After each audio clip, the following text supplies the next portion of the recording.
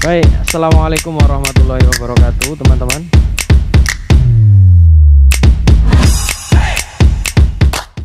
Baik, assalamualaikum warahmatullahi wabarakatuh. Selamat pagi, teman-teman. Semoga selalu sehat dan semangat. Wah, setelah sekian lama ya kita tidak bertemu karena ada beberapa pekerjaan yang kita sifatnya jarang bisa menemukan waktunya. Di saat saya free, kalian masuk praktek gitu ya. Di saat kalian free, ada sebagian teman-teman kalian yang masuk praktek bareng saya. Makanya saya juga pengen sebenarnya memanfaatkannya itu ya di malam gitu ya, di waktu malam harinya gitu.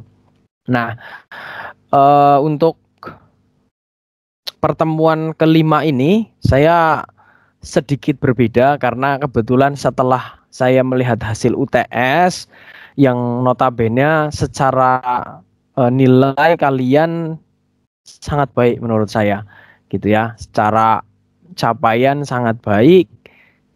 Kemudian ada beberapa instruksi dari Pak Menteri kita, Mas Menteri kita, Mas Nadiem, bahwa terkait dengan mekanisme pengajaran yang saat ini sedang ramai diperbincangkan. Nah, ini juga menjadi salah satu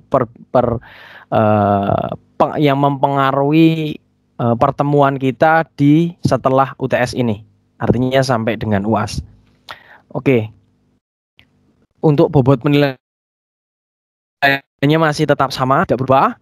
Kemudian literasinya juga tetap sama, tidak berubah. Kemudian rencana aktivitasnya pun sama. Artinya kita sudah sampai ke desain tata letak. Jadi kita tinggal melanjutkan mulai dari desain fit sampai dengan desain struktural. Kemudian nanti baru kita UAS. Nah, saya pengen bercerita sedikit tentang apa itu Merdeka Belajar. Mungkin teman-teman pernah melihat video ini gitu ya. Makanya saya nggak akan menampilkan. Kalau ada yang belum pernah melihat video yang disampaikan oleh Mas Menteri Pak Nadiem Makarim gitu ya, Nadiem Anwar Makarim, nanti silahkan ditonton videonya dan itu sangat, menurut saya sangat amat menjawab kebutuhan anak-anak milenial ya, karena belajar itu menurut saya bisa dilakukan dimanapun, kapanpun, dan dengan siapapun. Sehingga itulah yang mungkin mendasari Merdeka Belajar. Kalau kita ngomong Merdeka Belajar, kita tahu dengan salah satu metode yang paling utamanya adalah SCL atau Student Center Learning. Apa sih Student Center Learning itu?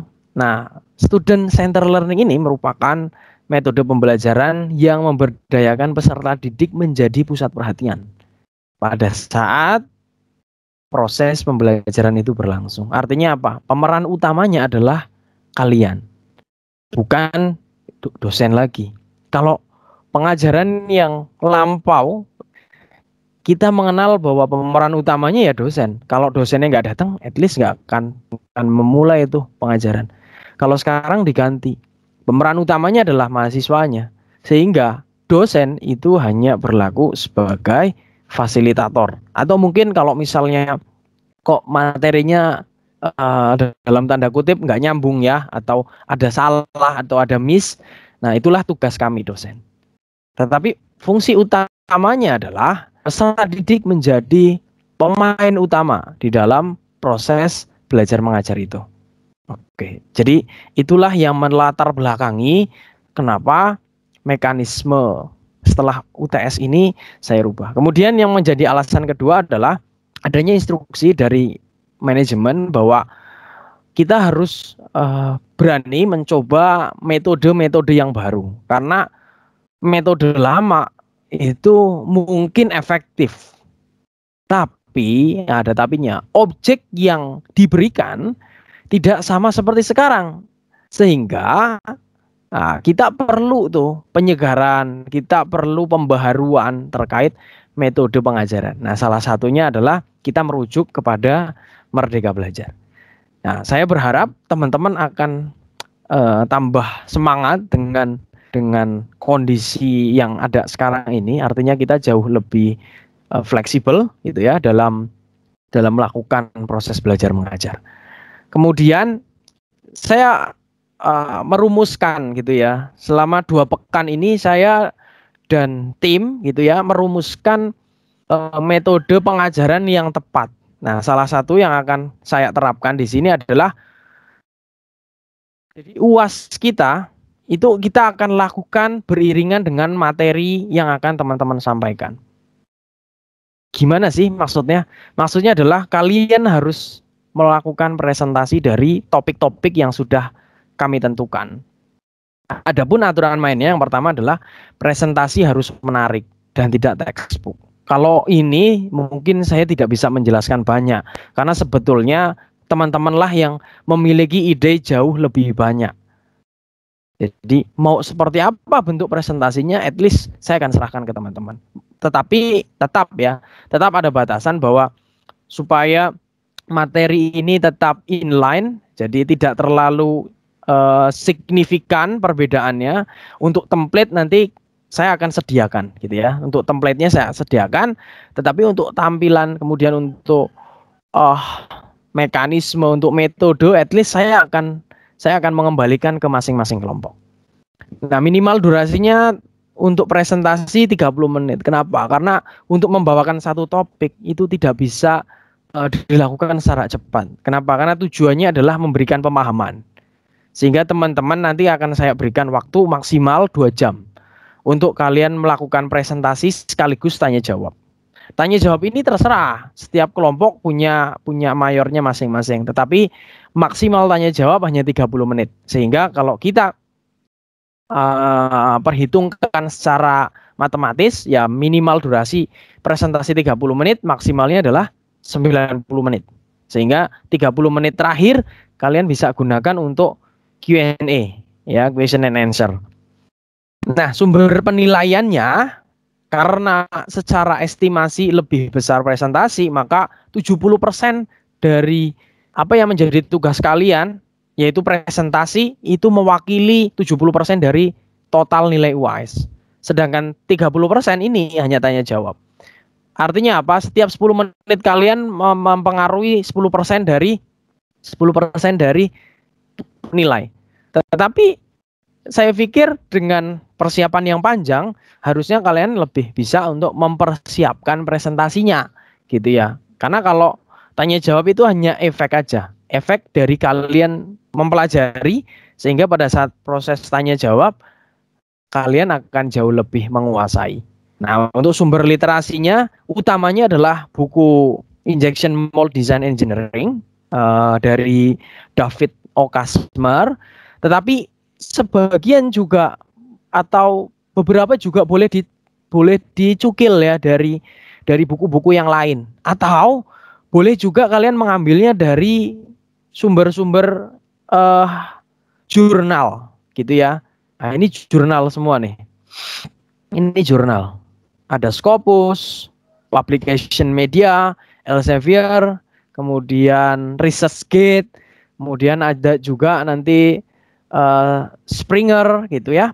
Itu banyak sekali. Nanti kalau ada teman-teman yang terkendala untuk mendownload jurnal, silahkan hubungi saya. Saya akan dengan senang hati memberikan akses saya untuk teman-teman, gitu ya. Kemudian kalian juga boleh menambahkan hal-hal yang sifatnya imagine gitu ya, atau picture gitu ya di Google. At least silahkan saja, saya tidak akan menghalangi. Kuncinya adalah presentasi harus menarik, kuncinya itu. Oke, sampai di sini ada pertanyaan mungkin teman-teman sebelum kita masuk ke pertemanya.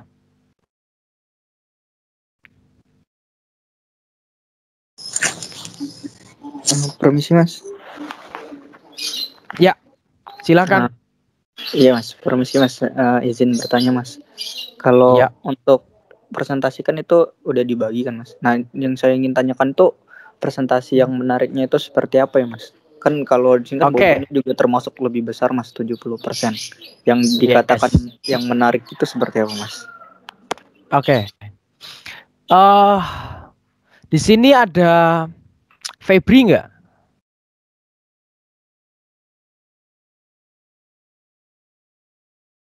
Halo, ada Febri nggak? Atau Febri ada? Faisal deh. Faisal ada nggak? Faisal ada Mas. Wes, Sal. Halo.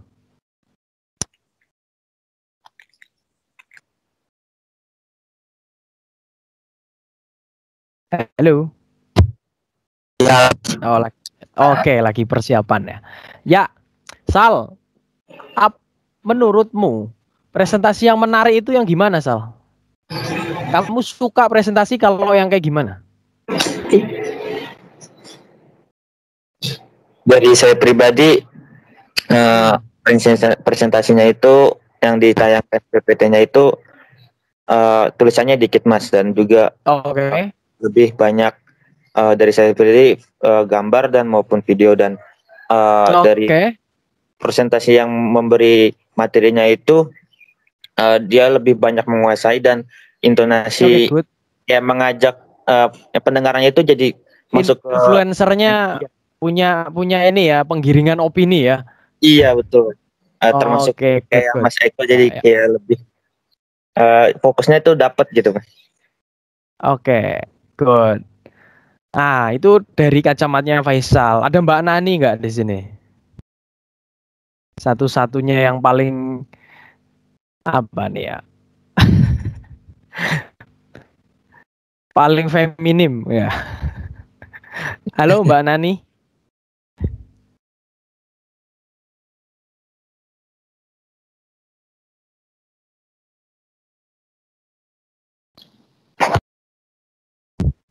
Ada sinyal sepertinya Mas. Oke.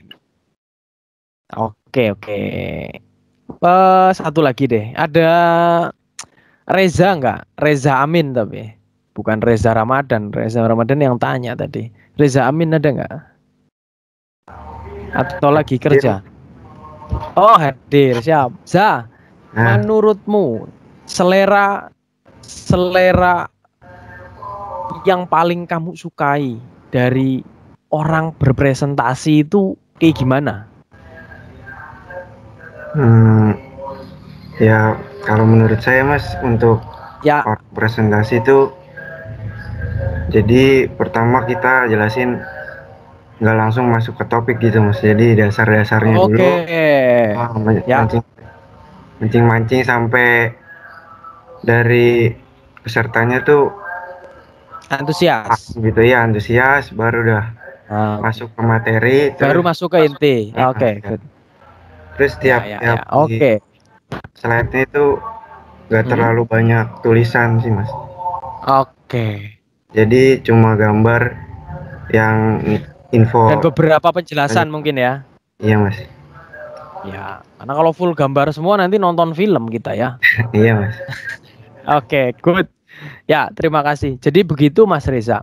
Jadi saya pikir teman-teman punya pemikiran yang sama terkait kalau kita ngomong masalah presentasi yang menarik itu gimana sih? Ya, saya pikir dengan dua jawaban tadi sudah mewakili gitu. Gimana? Ada yang ingin ditanyakan lagi, Mas Reza?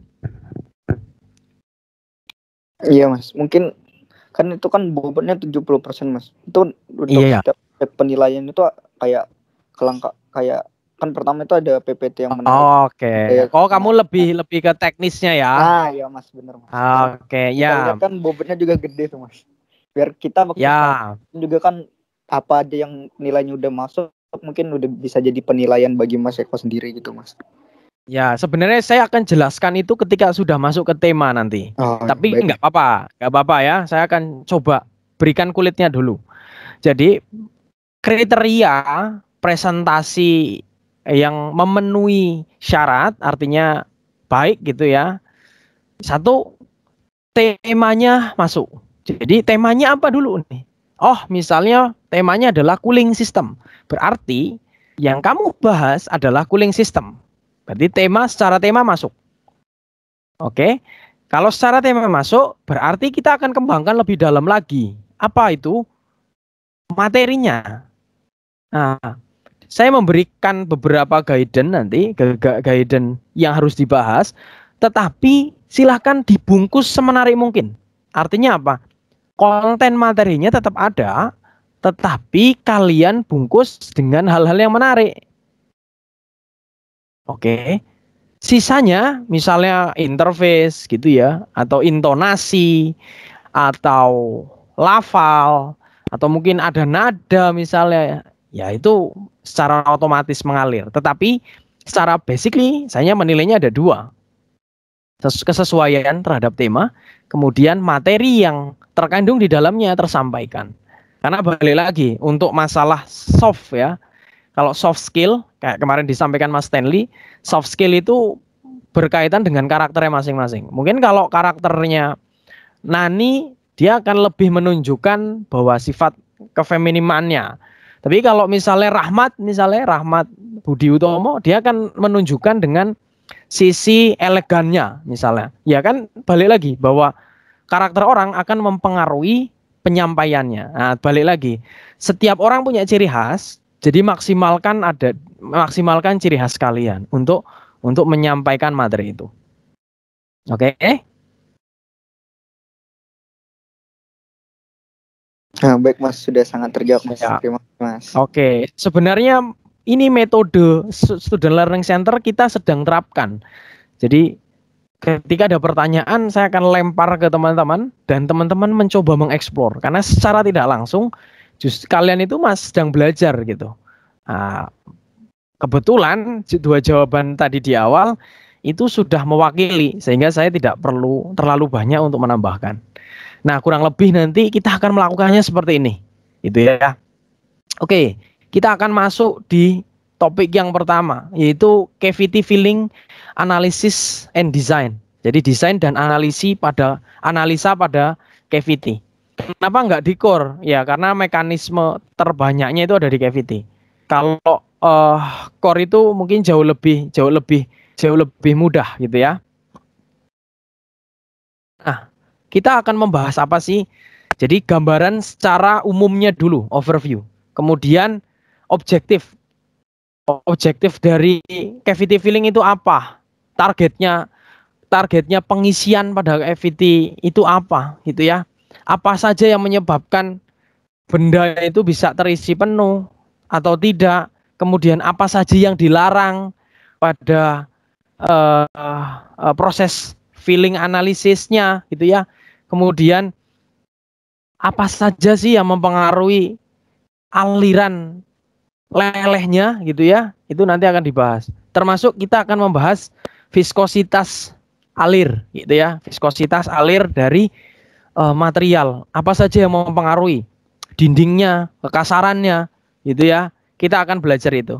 Kemudian ada cavity filling analysis dan design, mulai dari bagaimana kita mengestimasi kondisi pemrosesannya, kemudian pengisian, tekanan pengisiannya, kemudian bagaimana mekanisme untuk mengeliminir adanya tegangan dinding yang disebabkan oleh perbedaan ketebalan. Nah, itu kita akan membahasnya banyak di chapter ini.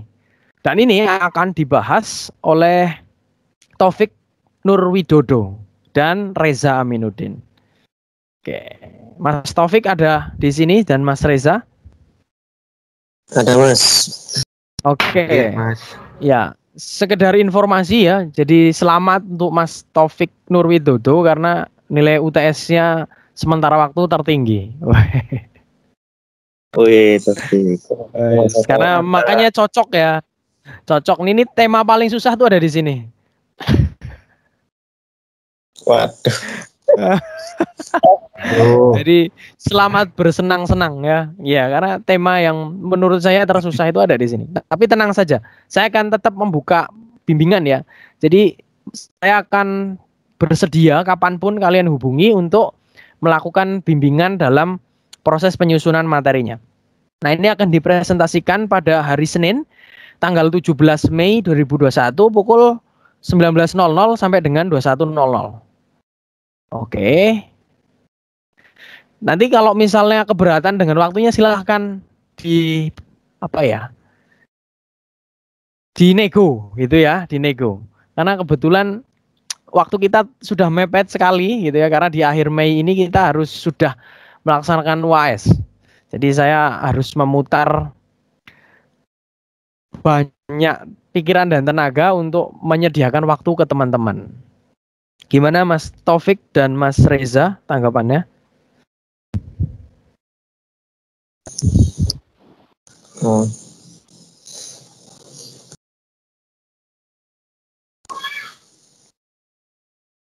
Mungkin sementara ini dari saya belum ya Mas, tapi kayaknya sih ke depan bakal ada komunikasi lebih lanjut sih. Yo, saya akan bersedia dengan senang hati. Oke, berarti sementara bungkus ya? Iya Mas. Oke. Ya, kita lanjut yang kedua adalah desain feed system. Wah, kalau kita ngomongin feed system itu merupakan jalur masuk pertama kali dari mana? Dari mesin, material dari mesin menuju ke mold. Nah, itu akan melewati area yang disebut dengan feed system. Feed system ini nanti akan meliputi beberapa aspek. Tetapi memang aspek di sini hanya sampai ke ranahnya runner. Karena nanti gate system akan dibahas tersendiri. Jadi di sini kalian hanya akan membahas murni sprue dan runnernya saja. Nah, adapun untuk kontennya, nah nanti kalian paling tidak 6.1 sampai 6.6 ini harus tersampaikan ke teman-teman. Gitu ya. Ini akan disampaikan oleh Herlambang Prasetyo dan Matius Hiro. Oke. Pada hari Selasa 18 Mei pada pukul 19.00 sampai dengan 21.00. Oke, Mas Herlambang dan Mas Matius bagaimana tanggapannya? Siap Mas, siap 100%. 100% ya, mantap. Siap. 100%. Kalau ini sih feed system itu lebih mudah, hanya saja banyak. Jadi kalau tadi cavity filling itu susah tapi sedikit sebenarnya materinya, nggak terlalu banyak disampaikan. Nah kalau feed system ini, kalau kalian, kenapa kok saya bilang banyak? Karena literasi di jurnal itu sangat banyak sekali. Nah, nanti kalau memang butuh literasi akan itu, saya akan bantu kalian untuk akses download gratisnya gitu ya. Saya akan berikan akses kalian untuk download jurnal-jurnal yang terbaru. Oke, lanjut ya. Nah ini tadi kalau kita berbicara feed system sampai ke runner, artinya aliran itu belum masuk ke produk. Nah, aliran supaya bisa masuk ke produk, artinya dalam kondisinya itu kencang atau pelan, alirannya laminar atau turbulen, itu dipengaruhi oleh bentuk, oleh posisi, oleh diameter atau ukuran dari gerbang atau biasa disebut dengan gate. Ya, makanya ini akan penting dan ini akan jadi satu bahasan tersendiri terkait design of gating. Nah, yang akan melakukan presentasi ini adalah Mas Reza Ramadan dan Mas Rahmat Budi Utomo pada hari Rabu 19 Mei 2021 pukul 19.00 sampai dengan 21.00. Bagaimana Mas Reza dan Rahmat? Ada tanggapan? Baik Mas, siap. Siap Mas. Bagus Mas. Siap. Kalau ada pertanyaan nanti langsung di sela ya. Kalau tidak, saya sementara lanjut dulu. Baik Mas. Kemudian di dalam proses pembuatan jalur gitu ya. Pada saat si material itu menempati rongganya, artinya menempati cavity dan core-nya, di situ terkadang terjadi dinamika yang menyebabkan banyak sekali cacat. Salah satu solusi yang ditawarkan adalah dengan penambahan desain air fan. Nah, air fan ini apa sih? Atau venting ini apa sih? Nah, venting itu merupakan ruang space atau ruang sisa yang digunakan untuk apa? Untuk memberikan jalan agar udara itu tidak terjebak di dalam produk. Loh, maksudnya gimana, Mas? Jadi gini, material panas itu kan pasti mengandung uap. Uap itu kan terdiri dari air dan uap itu kan karena adanya air yang terkena panas sehingga berubah menjadi uap. Uap itu kan pasti terdapat udara gitu ya. Ada udara. Nah, udara itulah yang kadang-kadang kalau misalnya parting line yang kita buat relatif presisi, kemudian kita punya bentuk kontur yang sangat rumit, kemudian kita punya mekanisme ejeksi yang dirasa terlalu presisi, artinya kalau dia pakai pin berarti seret.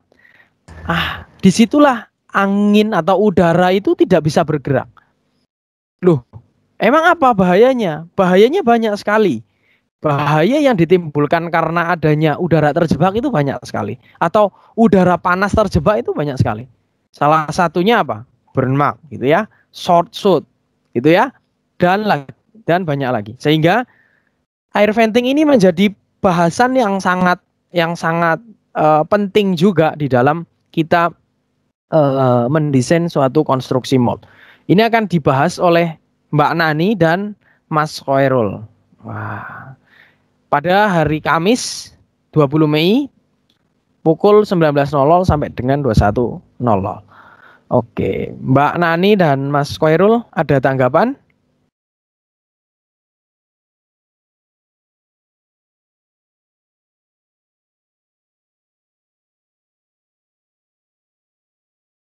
Belum ya? Oke, kita lanjut ke desain sistem pendinginan atau cooling. Nah, di topik cooling system ini kita akan membahas beberapa aspek yang mungkin teman-teman sebenarnya belum pernah dapat. Apa itu? Termodinamika. Jadi saya salah satu yang mengusulkan di kurikulum yang terbaru kita ada mata kuliah termodinamika. Kenapa? Karena mata kuliah itu menurut beberapa pengguna lulusan itu sangat berguna sekali.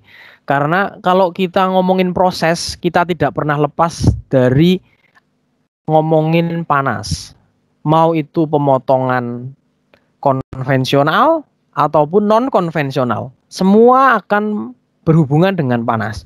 Nah, sehingga di topik cooling system ini sebenarnya saya akan sedikit menyinggung terkait termodinamika. Gitu ya. Adapun mekanisme penyampaiannya nanti akan dibungkus dengan tampilan cooling gitu ya. Sehingga akan jauh lebih aplikatif untuk memberikan pembekalan termodinamika kepada teman-teman yang notabene belum pernah mendapatkan itu. Ini akan disampaikan oleh Muhammad Nurkolis Fuad dan Joshua Donald Ishak Panjaitan pada hari Jumat 21 Mei jam 19.00 sampai dengan 21.00. Oke. Lanjut ya. Oke. Kemudian ada materi ke-10 adalah faktor penyusutan atau shrinkage ya dan warpage pada produk. Ini cacat yang bisa dibilang paling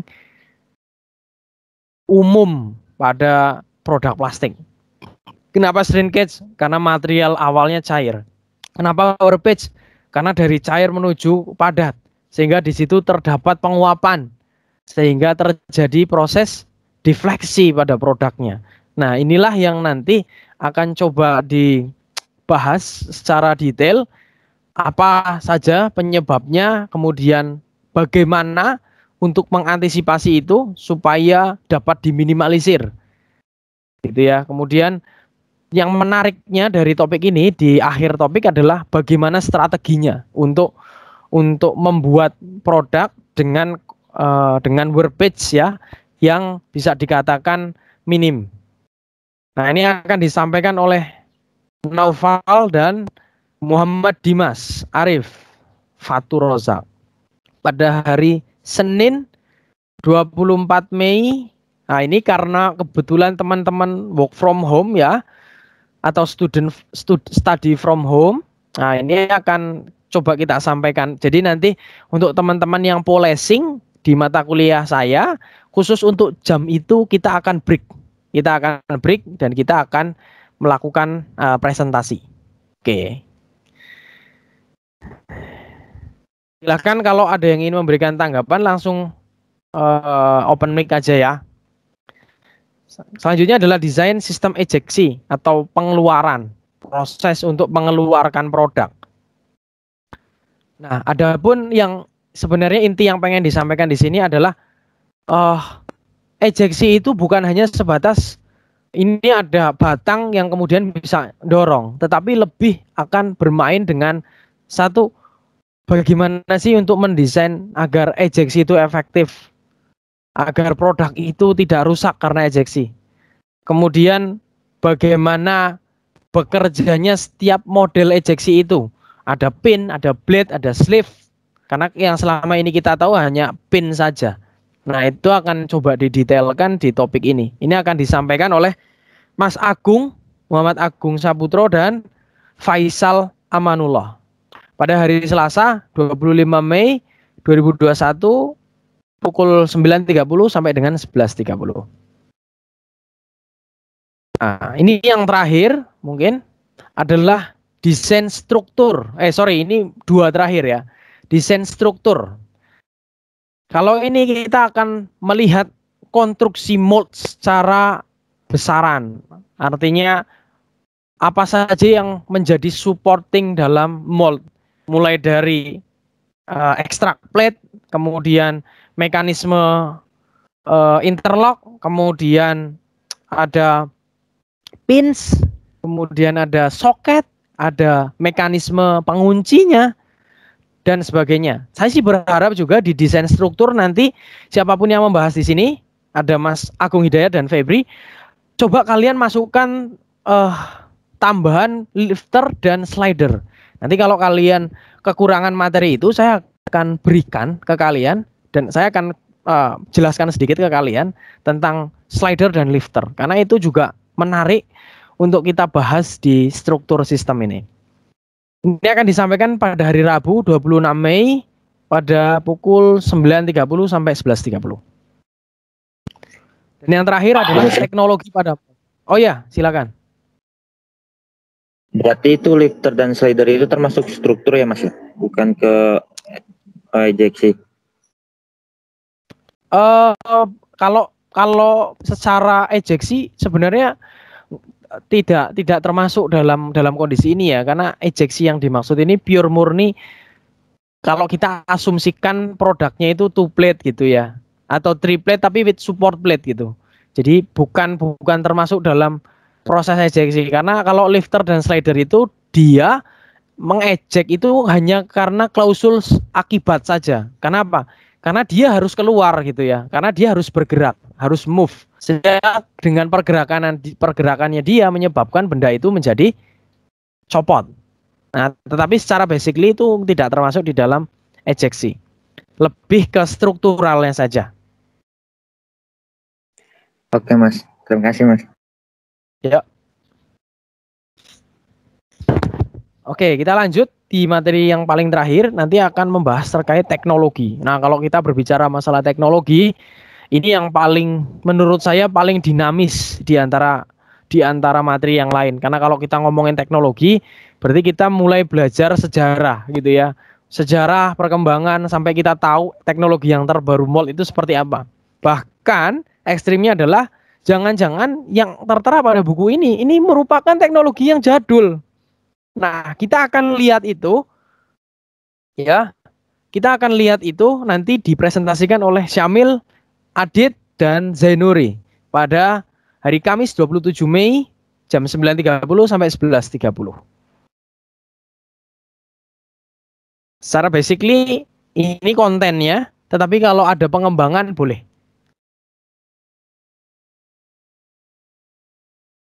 Boleh ditambah tapi jangan dikurang gitu. Oke. Terima kasih teman-teman. Hanya itu yang bisa saya sampaikan. Mungkin kita lanjutkan dengan sesi tanya jawab. Dipersilahkan.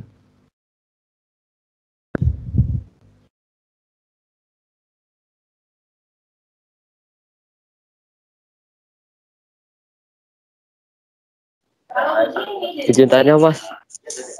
Ya. Ini mau nanya Mas, itu kan yang tadi dikasih waktu itu kan untuk presentasi kan 30 menit. Itu kira-kira misalkan kita minimum ya? Ya. Misalkan kalau kita atau lebih cepat atau lebih lama itu bagaimana Mas? Dari presentasi. Kan minimum. Minimum ya? Iya. Karena gini Mas, yang saya khawatirkan kalau kurang dari 30 menit dengan kondisi materi sebanyak itu, saya khawatir nanti tidak tersampaikan semua. Sehingga saya hanya bisa menyediakan waktunya saja. Karena mekanisme yang di dalam, saya akan melihat kreativitas masing-masing saja. Jadi jangan takut ya teman-teman dengan metode presentasi yang baru. Saya akan welcome sekali dengan apapun itu bentuk metodenya. Mau dengan apapun itu saya akan terbuka.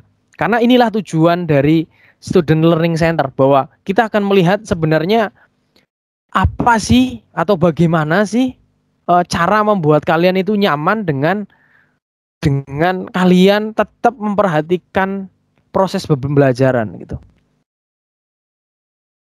Nah, itu metodenya terserah kalian. Tetapi saya membatasi untuk waktu minimum adalah 30 menit. Ya maksimumnya 1,5 jam karena 30 menitnya untuk tanya jawab. Tapi kalau terpaksanya nanti kok 2 jam kurang, ya at least kita akan tetap mengalir saja tanpa kita harus potong gitu ya. Sorry, waktunya 2 jam kita harus close. Enggak sih. Itu batasan aja supaya kalian dalam membuat rencananya jauh lebih ideal gitu. Itu aja Mas Jo. Baik Mas, terima kasih Mas Eko. Ya.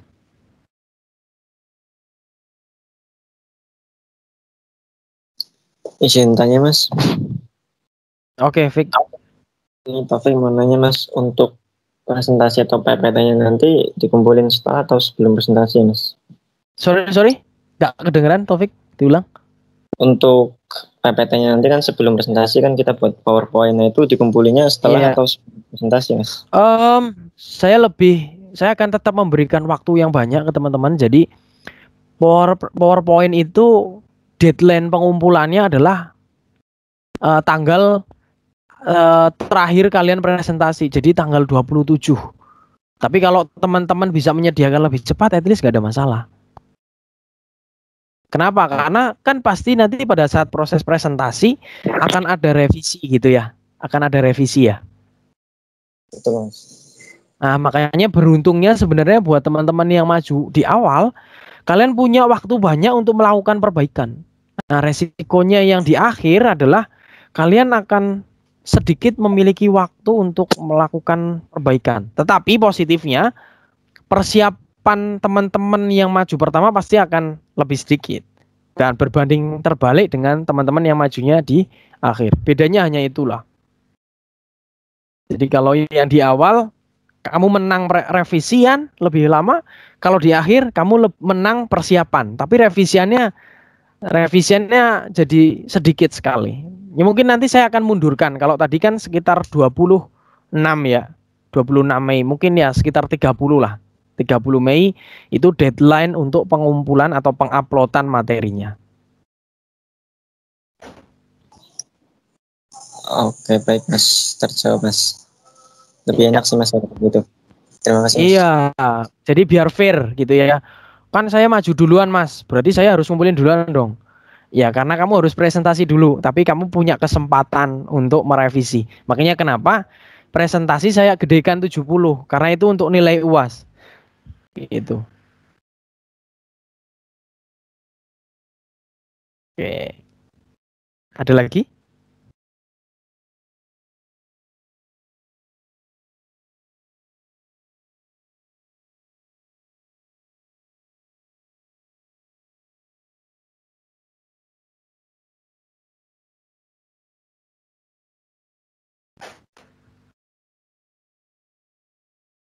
Cukup, teman-teman? Izin bertanya, Mas. Oke. Baik. Ingin izin bertanya, Mas, mengenai desain PPT-nya, Mas. Tadi kan dikatakan harus sesuai dengan template-nya ya, Mas. Iya. Dan template dari Mas Eko itu kan background-nya putih ya, Mas. Berarti untuk desain dari PPT-nya ini kita mengambil background-nya putih saja ya, Mas. Kalau misalnya ada warna yang lain gitu, apakah bisa, Mas? Sebenarnya gini, Mas. Maksudku kenapa kok template-nya harus sama? Kita kan ini biar tidak terlalu signifikan. Maksud saya biar kalau bahasanya orang Jawa itu biar nggak polang-paleng, Mas, gitu. Jadi saya kasih kalian modal ini PPT, tapi di dalamnya terserah kalian. Kalian mau jadi full color, mau tulisannya jadi pink semua atau gambar-gambarnya dibanyakin, at least itu terserah kalian. Tetapi saya punya media nih, punya media template-nya saja. Di dalam mau isinya apa, mau bentuknya gimana, saya akan kembalikan ke teman-teman.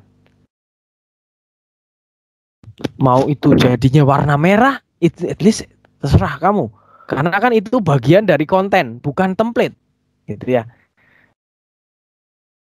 Kan nggak mungkin juga kan kamu membuat apa, oh saya alergi putih, Mas. Jadi saya tempelin backgroundnya jadi merah, ya itu jangan, karena kan template-nya putih gitu. Tapi kalau mau ditambahkan apa gambar, animasi, tulisan, at least itu terserah kalian. Baik, Mas Eko, terima kasih, Mas. Ya. Ada lagi?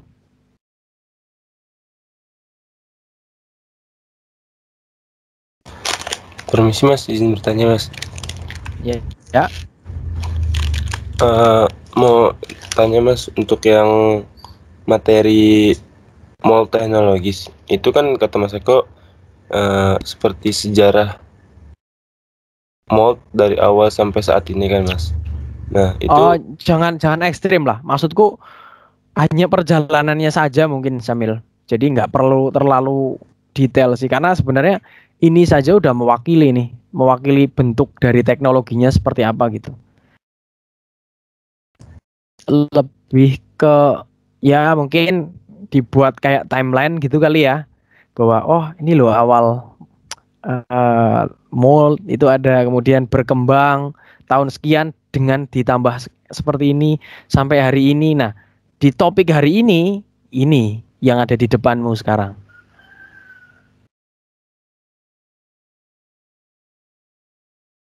Paham nggak maksud saya? Iya Mas, paham Mas. Berarti kita tuh membuat seperti kayak perkembangan aja ya Mas, perkembangan dari mold ini itu sama. Itu prolog aja, Mil, bukan inti, Mil, itu prolog aja. Oh iya Mas, paham Mas. Yang tadi sebenarnya ini menjawab yang tadi disampaikan Reza, bahwa kalau mau nyampaikan utamanya itu harus ada awalannya dulu. Nah, kalau kita langsung ngomong nih teknologi, kan jadi terkesan ini apa gitu ya. Kok tiba-tiba langsung masuk ke sini gitu. Nah, sebagai pengantarnya mungkin kamu, tapi kan nggak harus yang sama seperti saya omongkan, Syamil. Kan nggak harus dari awal banget. Mungkin kamu ngambil dari era 2000-an, artinya tahun 2000 ke sini gitu. Jadi nggak yang benar-benar sampai basic sekali, at least juga nggak ada masalah. Karena itu hanya pengantar saja. Hanya pengantar.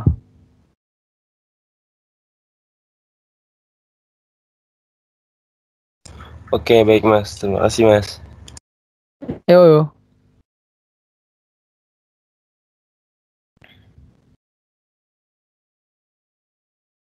Oke. Ada lagi?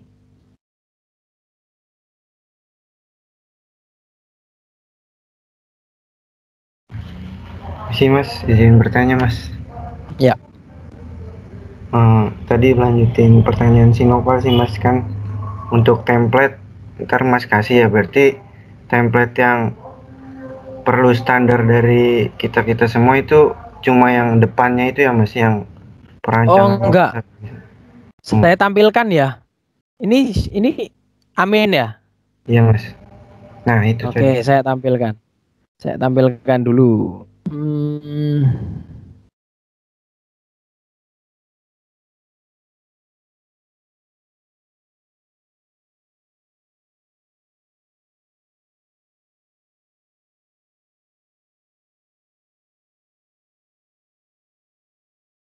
Oh enggak, di sini. Sebentar.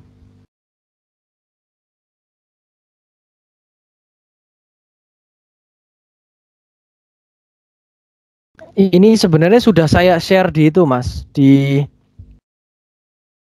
deskripsi grup.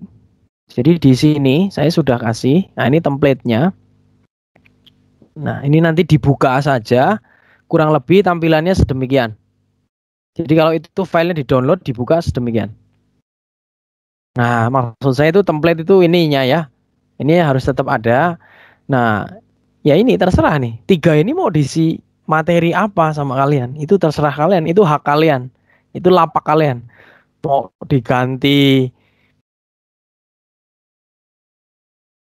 mau ditambahi gambar, mau ditambahi apapun ya terserah kalian, nggak ada batasan. Itu 3. Jadi bukan berarti materi saya cuma 3 ya Mas. Ya nggak gitu juga. Masa saya mesti mengcopy kayak gini banyak sekali, kan nggak mungkin. Kan tinggal copy paste deh. Kalau butuh kurang kan? Iya nggak? Baik Mas, terima kasih Mas. Oke. At least itu aja sih. Ada lagi?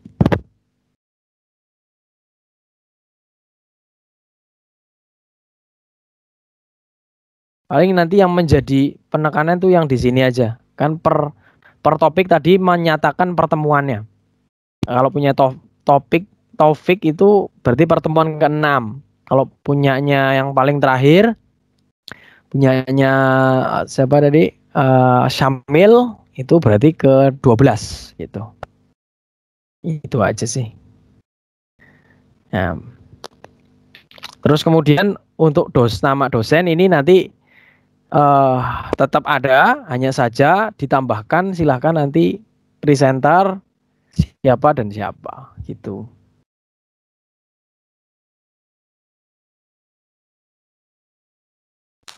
Oke, ada lagi?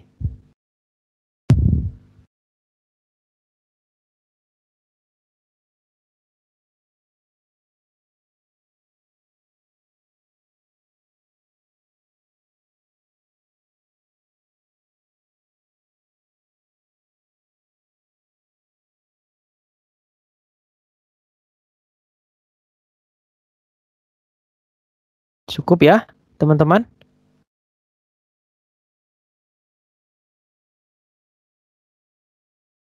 Oke, kalau cukup saya akhiri. Nanti silahkan hubungi saya apabila ada pertanyaan atau sesuatu yang mengganjal. Dari saya cukup sekian. Terima kasih. Wabillahi taufiq wal hidayah. Assalamualaikum warahmatullahi wabarakatuh. Selamat pagi.